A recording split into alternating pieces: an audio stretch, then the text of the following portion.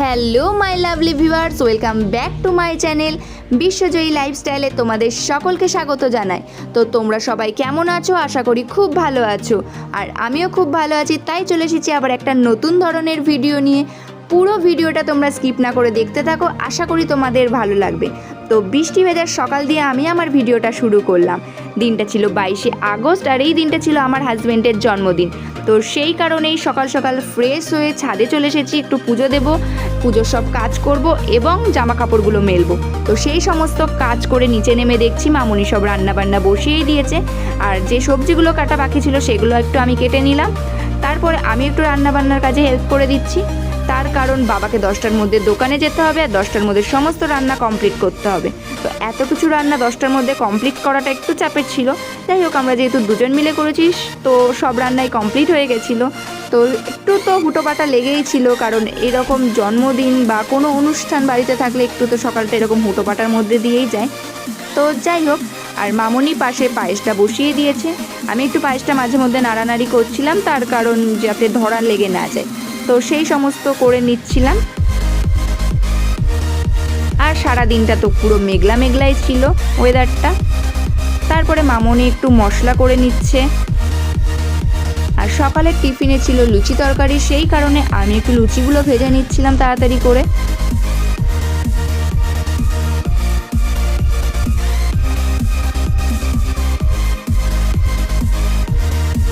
তারপরে দুজন মিলেই আমরা স্নান করে রেডি হয়ে নিচ্ছি। আমরা যাব আনন্দময়তলায় পুজো দিতে। ওর জন্মদিনের পুজো প্লাস আমাদের গাড়িটাও এক সপ্তাহ হয়ে গেল কেনা হয়েছে, পুজো দেওয়া হয়নি।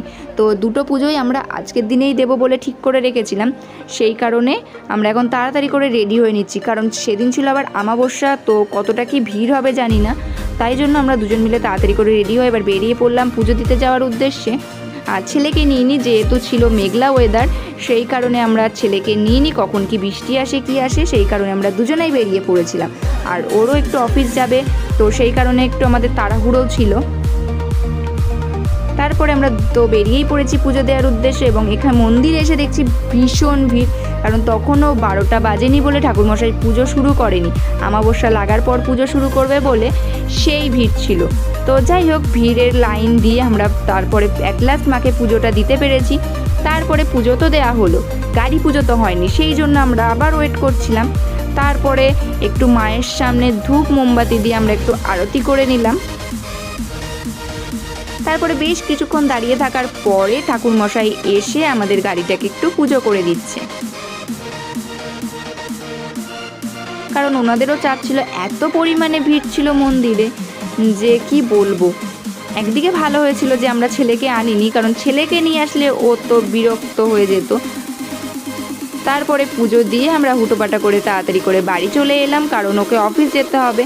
তো তারপরে সব রেডি করে রেখেছিল মামনিরা, এসে ওকে একটু আশীর্বাদ করে পায়েস মিষ্টি খাইয়ে দিচ্ছে মামনি। তারপরে আমার মাও একটু ওকে আশীর্বাদ করে দিচ্ছে।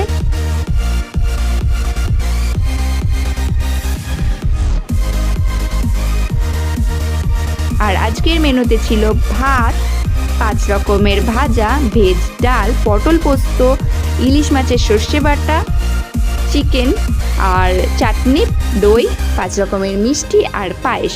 তো বেশি কিছু করিনি, অল্প সামান্যর মধ্যেই করেছি। তো যাই হোক, সেই সমস্ত করার পরে ছেলে বায়না করছিল একটু বাবার সাথে খেতে বসবে। ও তো কিছুই খাবে না, ওর পছন্দের আলু ভাজা পেয়েছে, তাই ও শুধু আলু ভাজাটাই খাচ্ছে। যাই হোক, তারপরে ও তাড়াতাড়ি করে খেয়ে দিয়ে অফিসে বেরিয়ে গেছিলো।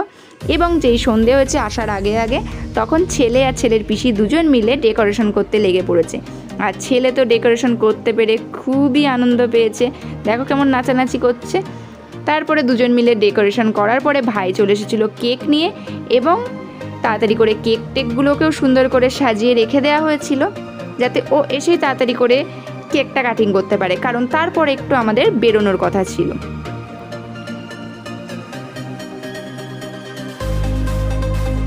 তো দেখো, কেকটা কাটিং করবে এবার। আর ছেলেও খুব আনন্দ পাচ্ছিল, যেহেতু নিজের জন্মদিনে নিজে নিজে কেক কেটেছে। তো তারপরে এখন ও খুব মজা পেয়েছে, ও বাবার জন্মদিনেও ও কেক কাটবে। তাই বাবা আর ছেলে দুজন মিলে কেকটা কাটিং করলো। তারপরে আমরা দুজন মিলে আবার রেডি হয়ে বেরিয়ে পড়েছিলাম। তো আমাদের একটা পরিচিত দাদা আছে, অমরেশ দা, তো তো সেই দাদার সহযোগিতায় স্টেশন চত্বরে যে দুস্থ মানুষরা আছে তাদেরকে একটু মিষ্টিমুখ করানোর জন্য, যেহেতু ছিল ওর জন্মদিন তাই ভাবলাম কিছু একটা করা যাক। তো সেই কারণেই ওই দাদার সহযোগিতা নিয়েই আমরা একটু ওদেরকে মিষ্টিমুখ করাতে চলে গেছিলাম। তো সেখানে গেলাম, তো স্টেশন চত্বরে প্রবলেম থাকায় আমরা সেটা সাথী ক্লাবের মাঠে করলাম। তারপরে সেটা করে আমরা বাড়ির দিকে রওনা দিতে গিয়ে ভাবলাম একটু মায়ের দর্শন করে যাই। তো গিয়ে দেখলাম মন্দির বন্ধ, তাও মাকে একটু প্রণাম করে আমরা বাড়ি ফিরে এলাম। তো যাই হোক, আজকের মতো এখানেই, বাই।